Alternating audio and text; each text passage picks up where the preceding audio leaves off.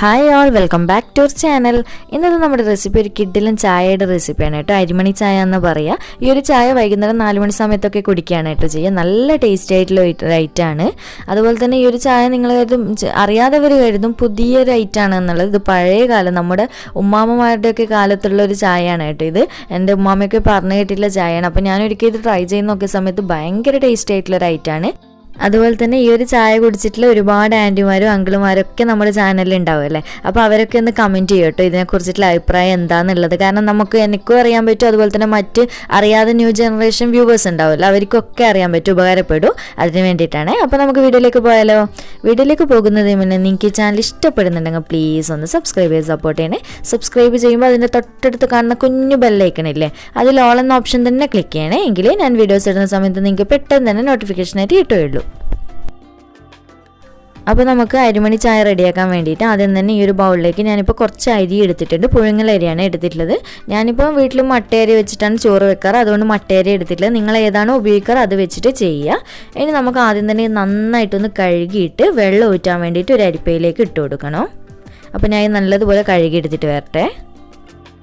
അപ്പോൾ ഇതിനെ നന്നായിട്ട് കഴുകിയിട്ട് ഇതുപോലെ ഒരു അരിപ്പയിലിട്ടിട്ട് വെള്ളമൊക്കെ നല്ലതുപോലെ ഊറ്റിയെടുത്തിട്ടുണ്ട്. ഇനി നമുക്കിതെങ്ങനെയാണ് അരിമണി റെഡിയാക്കുന്നതെന്ന് നോക്കാം.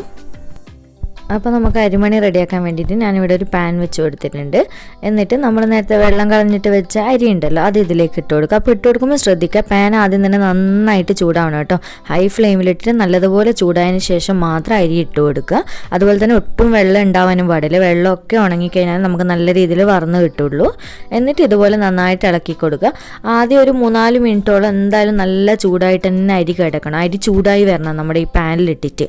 എന്നിട്ട് മാത്രമേ തീ കുറച്ച് കൊടുക്കാൻ പാടുള്ളൂ കേട്ടോ. അപ്പോൾ അത് പ്രത്യേകം ശ്രദ്ധിക്കണേ. അപ്പോൾ ഇതുപോലെ ഇളക്കി കൊടുത്തുകൊണ്ട് നിൽക്കുക. അപ്പോൾ നന്നായിട്ട് അരി പൊട്ടിയിട്ട് വരും, നല്ലതുപോലെ കളറൊക്കെ മാറി വരും. അതുവരെ വെയിറ്റ് ചെയ്യാം.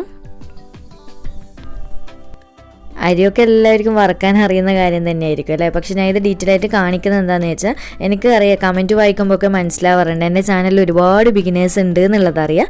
അപ്പോൾ അവർക്കൊക്കെ ഒന്ന് യൂസ്ഫുൾ ആയിക്കോട്ടെ എന്ന് കരുതിയിട്ടാണ് കേട്ടോ ഞാൻ ഇത് കാണിക്കുന്നത്. അപ്പോൾ അറിയുന്നവർ സ്കിപ്പ് ചെയ്ത് കണ്ടോളൂ കേട്ടോ.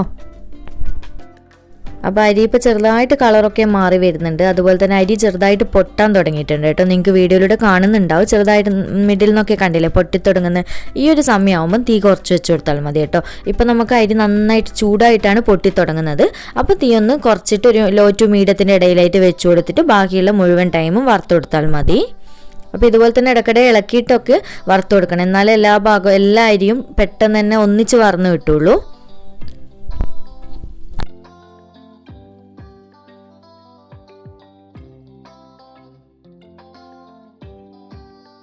അപ്പോൾ നമ്മുടെ അരിയൊക്കെ നന്നായിട്ട് വറുത്തെടുത്തിട്ടുണ്ട്. കണ്ടില്ല, കളറൊക്കെ നല്ലതുപോലെ മാറി വന്നിട്ട് നല്ല ക്രിസ്പി ആയിട്ട് വന്നിട്ടുണ്ട് കേട്ടോ. ഈ ഒരു സമയത്ത് നിങ്ങൾക്കൊന്ന് വായിലെടുത്തിട്ട് കഴിച്ച് നോക്കുമ്പോൾ മനസ്സിലാവും നന്നായിട്ട് പൊട്ടുന്ന രീതിയാണ്. അതുവരെ നമ്മൾ വറുത്തെടുക്കണം.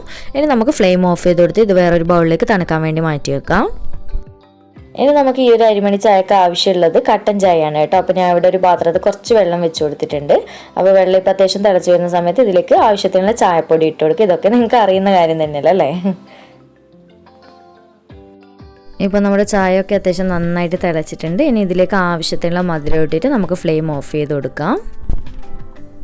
മധുരം ഇട്ട് കൊടുക്കുമ്പോൾ ഒന്ന് ശ്രദ്ധിക്കണം, കാരണം നമ്മളിതിൽ തേങ്ങ ചേർക്കുന്നുണ്ട്. അപ്പോൾ ചില തേങ്ങയിൽ അത്യാവശ്യം നല്ല മധുരം ഉള്ളതുപോലെ ഉണ്ട്. അപ്പോൾ നിങ്ങൾക്ക് മധുരം ഇഷ്ടമില്ലെങ്കിൽ ഒഴിവാക്കുക കേട്ടോ, നോക്കിയിട്ട് ചെയ്താൽ മതിയേ. കുറച്ചൊരു മധുരത്തോടു കൂടി കുടിക്കുമ്പോഴാണ് എനിക്ക് നല്ലതായിട്ട് തോന്നിയിട്ടുള്ളത്. അപ്പോൾ അടുത്തത് നമുക്ക് അരിമണി ചായ എങ്ങനെയാണ് സെറ്റ് ചെയ്യുന്നതെന്ന് നോക്കാം. അപ്പോൾ ഞാൻ ഈ ഒരു ബൗളിലേക്ക് നമ്മൾ വറുത്ത് വെച്ചിട്ടുള്ള അരിമണിയും കുറച്ച് തേങ്ങയും ഒരു ബൗളിലേക്ക് എടുത്ത് വെച്ച് കൊടുത്തിട്ടുണ്ട്. ഇനി നമ്മൾ റെഡിയാക്കിയിട്ടുള്ള കട്ടൻ ചായ ഇതുപോലൊരു ഗ്ലാസ്സിലേക്ക് ഒഴിച്ചു കൊടുക്കാം.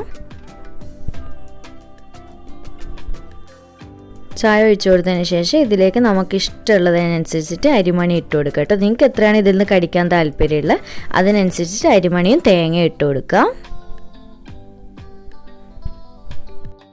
അപ്പോൾ നമ്മൾ കുടിക്കുന്ന സമയത്ത് ജസ്റ്റ് ഒന്ന് മിക്സ് ചെയ്ത് കൊടുത്തതിന് ശേഷം കുടിക്കുക. അപ്പോൾ ഇത്രയേ ഉള്ളൂ, സിമ്പിൾ ആയിട്ടുള്ള റെസിപ്പിയാണ്. അതുപോലെ തന്നെ നല്ലൊരു ടേസ്റ്റി ആയിട്ടുള്ള ചായ റെസിപ്പിയാണ് കേട്ടോ. അപ്പോൾ വീഡിയോ ഇഷ്ടമായിട്ടുണ്ടെന്നുണ്ടെങ്കിൽ ലൈക്ക് ചെയ്യാനുള്ള കാര്യം മറക്കരുത്. അതുപോലെ തന്നെ എൻ്റെ ഉമ്മാമയൊക്കെ പറഞ്ഞിട്ടുള്ളത് വൈകുന്നേര സമയത്താണ് ഈ ചായ കുടിക്കുക എന്നാണ്. അതുപോലെ തന്നെ ഈ ഒരു ചായൻ്റെ കൂടെ നമുക്ക് പ്രത്യേകിച്ച് സ്നാക്സും കാര്യങ്ങളൊന്നും വേണ്ട. ഇത് കുടിക്കുന്ന സമയത്ത് ഈ അരിമണിയും തേങ്ങയൊക്കെ കടിക്കാൻ വേണ്ടിയിട്ട് നല്ല ടേസ്റ്റാണ് കേട്ടോ. അപ്പോൾ എന്തായാലും ഒന്ന് ട്രൈ ചെയ്തിട്ട് ഫീഡ്ബാക്ക് അറിയിക്കണേ. അപ്പോൾ വീണ്ടും ഒരു അടിപൊളി വീഡിയോ ആയിട്ട് കാണാം. താങ്ക്